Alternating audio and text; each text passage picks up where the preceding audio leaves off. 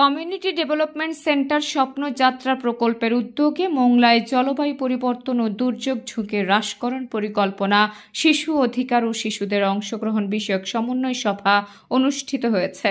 সোমবার বিকেলে মোংলার মিঠাখালী বাজার চত্বরে আয়োজিত এই সমন্বয় সভায় কোডেক স্বপ্নযাত্রা প্রকল্পের ফিল্ড অর্গানাইজার মোহাম্মদ মোতাল্লেব শেখের সভাপতিত্বে প্রধান অতিথি হিসেবে উপস্থিত ছিলেন উপজেলা নির্বাহী অফিসার শারমিন আক্তার সুমি।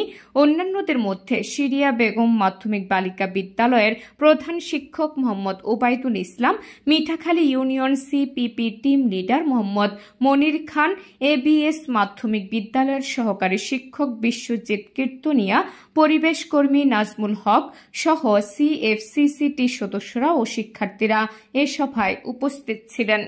বক্তারা বলেন, প্রাকৃতিক কোনো দুর্যোগ আসলে সবচেয়ে ঝুঁকির মধ্যে থাকে শিশুরা। দুর্যোগের সময় মারাত্মকভাবে ব্যাহত হয় শিশুদের শিক্ষা কার্যক্রম।